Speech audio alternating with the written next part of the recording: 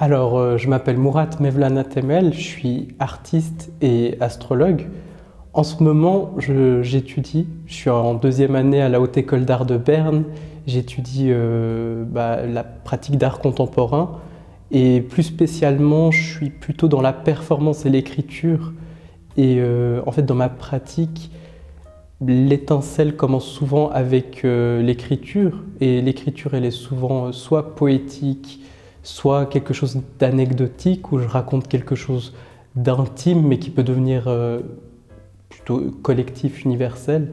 Et ensuite, j'essaie de restituer cette écriture à un niveau performatif avec le public ou avec des procédés un peu protocolaires ou ritualistes, enfin avec des rituels. Le rituel m'intéresse assez. Ouais, voilà.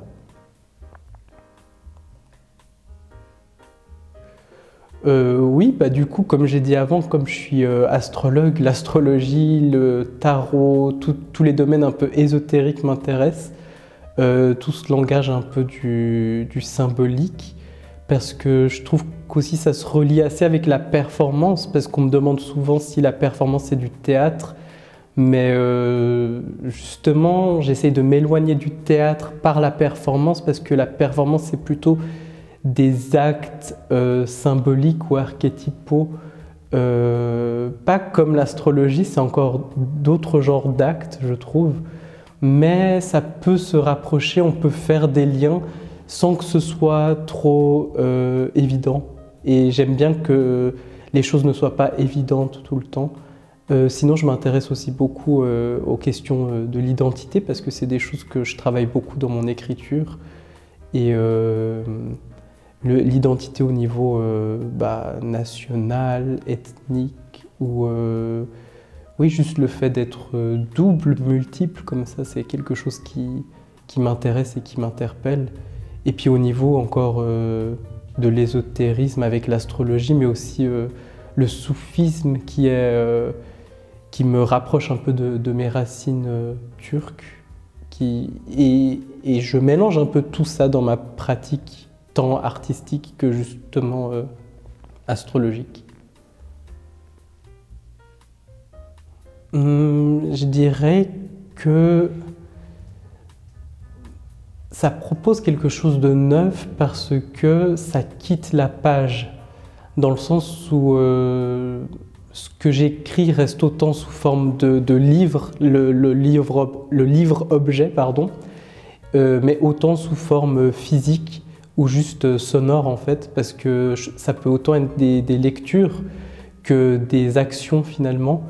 Je peux très bien traduire en fait quelque chose que j'écris par une action, par une performance ou juste par une lecture publique ou une écriture publique.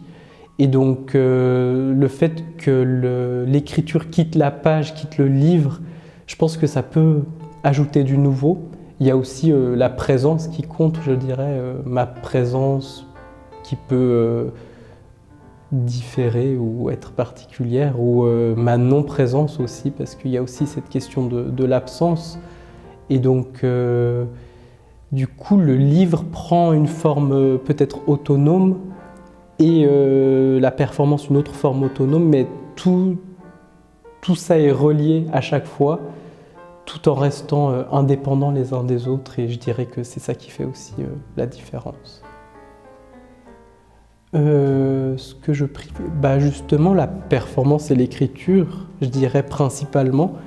Il y a aussi le dessin et la vidéo que j'aime particulièrement parce que la performance, je peux la faire en public directement sans vidéo, mais je peux aussi faire des vidéos de mes performances, je peux aussi montrer ce que je fais à travers des vidéos ou à travers des dessins justement. Ce que j'aime bien faire aussi, c'est faire des dessins et puis ensuite faire des vidéos sur ces dessins, c'est-à-dire explorer le dessin à travers la vidéo, donc zoomer sur le dessin, aller vers la texture, aller vers les détails, en fait diriger l'œil de la personne qui regarde comme je l'entends pour créer une espèce de narrativité avec des montages sonores et puis qui aboutissent toujours en fait finalement avec une lecture, une écriture, enfin, ça fait une narrativité sans forcément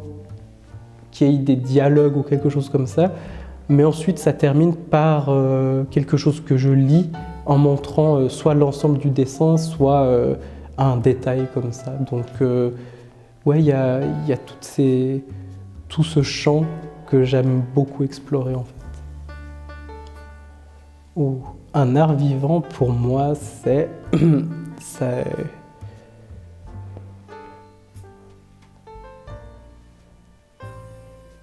une présence qui reste. C'est pas forcément le fait que la personne qui fait l'art soit là ou parle ou use de sa voix, mais c'est l'art qui laisse sa présence, son empreinte quelque part, sans forcément que ce soit visuel, mais en tout cas qui... Je veux pas parler forcément d'aura, mais ça se rapproche de ça, parce que je trouve pas d'autres termes pour l'instant pour en parler, mais ce serait quelque chose vraiment qui... Il y a eu quelque chose qui s'est passé à un niveau artistique et c'est resté comme de la fumée, comme quelque chose qu'on peut palper sans vraiment savoir ce que c'est, mais ça reste en soi, quoi. C'est présent.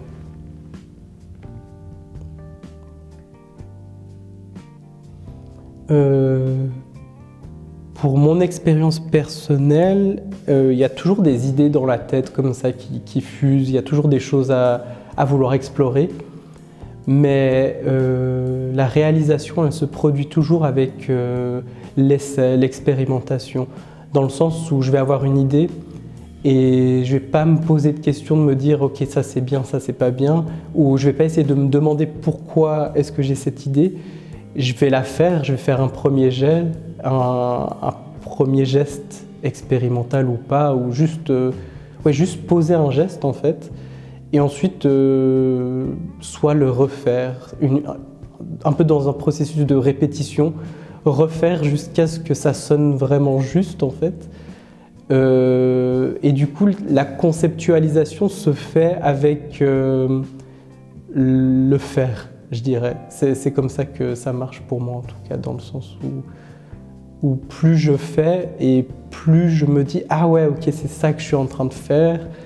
Et c'est vers là où j'aimerais aller. Et souvent, ça ne va pas vers là où je veux, mais en tout cas, ça va quelque part.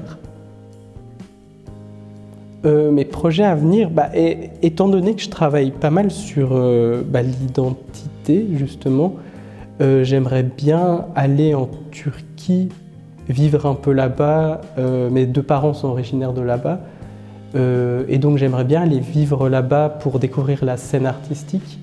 Et puis peut-être créer quelque chose d'hybride entre la Suisse et la Turquie, et avec les différentes identités qu'on peut trouver en Turquie, parce que c'est pas un pays neutre d'identité, on va dire, et puis il y a beaucoup de censure aussi, beaucoup de restrictions. Donc ce serait vraiment d'aller chercher, puiser là-bas, puiser dans les artistes contemporains de là-bas pour créer quelque chose, pour créer un espèce de pont culturel en fait.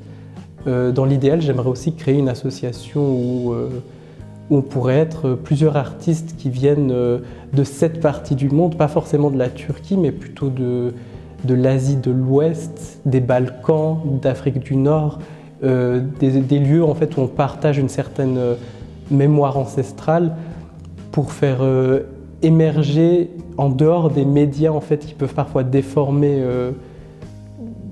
pas nos propos, mais qui peuvent juste déformer la vision qu'on a, en fait, remettre un peu, travailler ça nous-mêmes, apporter des réponses nous-mêmes à travers l'art, poser nos questions, ouvrir les discussions, en fait, aussi entre les différents peuples qui ne sont pas forcément en bon accord. Je pense beaucoup aux Arméniens, aux Kurdes, aux Grecs, etc.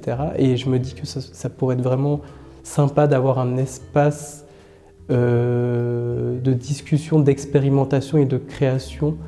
Et tout ça toujours avec cet échange entre Suisses aussi, comme ça. Ouais, c'est quelque chose qui me plairait beaucoup.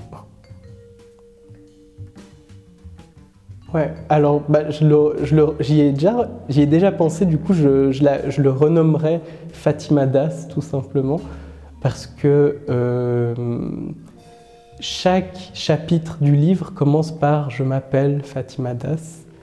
Au début, je pourrais croire que c'est une autobiographie. Finalement, ça l'est pas.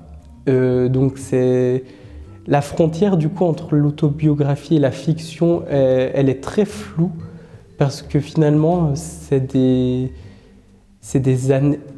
anecdotes, des histoires qui ont été piochées de différentes personnes vivant les